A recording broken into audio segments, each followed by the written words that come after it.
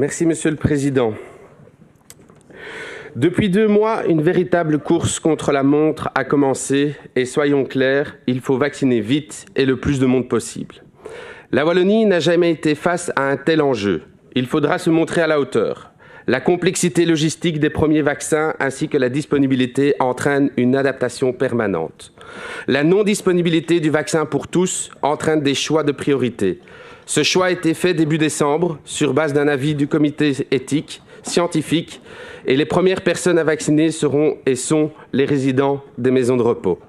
Ceci est une bonne nouvelle pour eux, car ils ont souffert pendant toute cette crise. Il ne faut pas rappeler que ce sont les personnes les plus à risque de mourir. Mais ce sont aussi les personnes les plus à risque d'être hospitalisées et donc nous pourrons diminuer la pression sur les hôpitaux. Certains mettent en question ce choix. Permettez-moi de prendre la parole pour défendre nos aînés en maison de repos.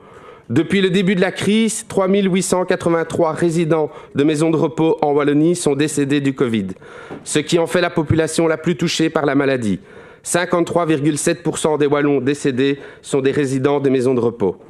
La première vague fut la plus meurtrière avec 2134 décès en maison de repos. Nous connaissons les conclusions de la commission spéciale et le manque de préparation, le manque de matériel, le manque de tests. Mais nous connaissons aujourd'hui la mortalité lors de la seconde vague. 1702 personnes sont décédées en maison de repos. Donc même avec de la préparation, du matériel, des tests, la mortalité en maison de repos reste élevée. Le virus tue et tue encore en maison de repos. Si nous n'arrivons pas à protéger les maisons de repos, malgré les plans, le matériel, les tests, la seule arme qui nous reste est le vaccin. Après les résidents de maisons de repos viendront le personnel soignant. Aujourd'hui, nous apprenons d'ailleurs qu'ils pourront être vaccinés en même temps. Nous avons appris que la vaccination commencera dès ce lundi, ce qui est une bonne nouvelle. Ils sont en première ligne et doivent être protégés le plus vite possible. Il faut aller très vite pour les protéger en cas de troisième vague. Nous avons de la chance d'avoir un vaccin aussi rapidement. Nous avons surtout de la science. L'arrivée du vaccin aussi rapidement peut faire peur, mais il peut être aussi une source d'avancées médicales extraordinaires. Saisissons cette opportunité qui nous est donnée par la science pour protéger ceux qui en ont le plus besoin. Un planning est prévu pour les phases suivantes. Madame la ministre le présentera certainement, mais nous savons que ce planning est soumis à la production des vaccins et à leur livraison. Nous devons être prudents, mais nous pouvons nous réjouir d'avoir des perspectives. Beaucoup de questions se posent encore sur cette seconde phase. Nous savons que des centres de vaccination devront être créés. Nous avions débattu au mois de décembre sur la possibilité de faire appel aux sociétés événementielles pour organiser ces centres. Est-ce que Madame la ministre peut nous dire si cette option a été envisagée? J'entends mes collègues dire que l'organisation de la première ligne en Flandre est meilleure. Oui. Cela fait 10 ans qu'ils ont réformé leur première ligne et ils réceptionnent les fruits aujourd'hui. C'est pour ça que ce sera très important de faire ces assises de première ligne aussi en Wallonie, car oui, ils sont mieux organisés à ce point de vue-là. Mais c'est un travail de 10 ans. La troisième vague pourrait arriver au vu de la situation dans nos pays voisins. Donc oui, la course contre la montre est lancée pour sauver des vies. Mais cette course contre la montre pour sauver des vies et pour retrouver une vie normale ne doit pas nous rendre aveugles aux nombreuses questions que se posent les citoyens.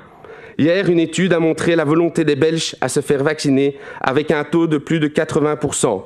Si nous voyons ce taux d'adhésion augmenter, c'est grâce au travail de nombreux experts qui nous rassurent sur la sécurité médicale de cette vaccination. Maintenant, il va falloir maintenir ce taux d'adhésion. Nous ne pourrons le faire que si les citoyens sentent le sérieux des pouvoirs publics. Nous devons garantir à nos concitoyens toute la sécurité nécessaire pour cette vaccination. Il faut aller vite, mais en toute sécurité. Nous ne pouvons pas risquer une sortie de route. Pour garder cette adhésion, tous les acteurs locaux doivent être mobilisés. Les médecins généralistes restent notre référence médicale. Madame la ministre, pouvez-vous nous dire comment les médecins généralistes seront inclus dans la stratégie de vaccination ? Ces dernières semaines, le débat sur le suivi de la vaccination est apparu. Un arrêté du gouvernement fédéral a été émis pour encoder la vaccination dans un outil informatique appelé Vaccinet. Cet outil informatique, utilisé depuis de nombreuses années en Flandre, sera déployé à Bruxelles et en Wallonie pour suivre la vaccination. Vaccinet remplacera le carnet de vaccination que tous les parents connaissent, qui se retrouve souvent en lambeaux d'ailleurs, aux 6 ans de nos enfants. Il remplacera cette petite carte que nous recevons quand nous faisons vacciner et qui se perd souvent dans notre portefeuille. D'ailleurs, qui aujourd'hui peut dire quand a eu lieu son dernier rappel tétanos? Peu de gens. Vaccinet permettra un meilleur suivi. D'ailleurs, il permettra aussi d'avoir des données sur la vaccination. Mais à chaque fois que nous numérisons un outil, il faut se poser la question de l'accessibilité de ces données. Les citoyens demandent légitimement ce qu'on va faire de ces données et qui y aura accès. Il est important d'éclaircir ce point. Vaccinet n'est pas un passeport vaccinal. Il faut que ce mot, le passeport vaccinal, soit banni de nos discours. Il est important, car dans les sphères complotistes, ce passeport vaccinal est débattu depuis au moins cet été. Il faut couper court à toute imagination débordante. Avec le passeport vaccinal, c'est le débat sur l'obligation vaccinale qui revient. Le vaccin est non obligatoire, mais cette non-obligation ne doit pas nous rendre aveugles sur le fait que certains voudraient autoriser l'accès à certains lieux à l'obligation vaccinale. Nous pouvons comprendre que de nombreux secteurs qui ont été mis à l'arrêt depuis de nombreux mois veulent reprendre le plus vite possible. Mais la vaccination ne doit être vue que par le prisme de la santé publique. Dans un avis du comité éthique, il est question de cette obligation vaccinale partielle. Aujourd'hui, ce débat n'a pas lieu d'être, car il n'y a pas assez de vaccins pour tous. Mais demain, ce débat pourrait revenir. Dans son avis, le comité éthique propose au gouvernement de déjà mettre en place les garanties d'un débat de société sur le sujet. Le comité estime qu'il apparaît indispensable que les citoyens puissent être associés à la réflexion et aux décisions prises à ce sujet. Qu'est-ce que la ministre a prévu pour organiser ce débat? Le comité conclut aussi que l'étendue de la couverture vaccinale doit faire l'objet d'une discussion sociétale large et transparente en lien avec le caractère libre ou obligatoire de la vaccination. Aujourd'hui, ce taux de vaccination a été fixé à 70%. D'ailleurs, il est repris un peu partout. Mais comment ce taux a été décidé?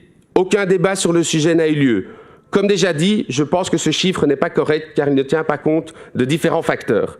Si le taux de 70% n'est pas atteint, certains parleront d'échec de la campagne de vaccination, ce qui aurait des conséquences sur la pression pour l'obligation. Pouvez-vous nous expliquer comment ce taux de 70% de personnes vaccinées a été fixé et sur quelle base démocratique, sur quelle base scientifique? Pour conclure, je voudrais qu'on n'oublie pas les mesures structurelles pour que nos concitoyens puissent être en bonne santé. Nous voulons mettre en évidence le rôle d'une alimentation saine, équilibrée, d'un style de vie sain, d'un environnement sain, qui renforce les systèmes immunitaires et diminue les facteurs de comorbidité. C'est un facteur de prévention important, y compris en vue des futures épidémies, même s'il ne suffit évidemment pas à résoudre la crise actuelle. Ces différentes préoccupations, réussite de la vaccination, contrôle du processus et vision du futur sont légitimes et peuvent être complémentaires. La clé de la réussite seront la transparence, le sérieux et la sécurité médicale. Merci.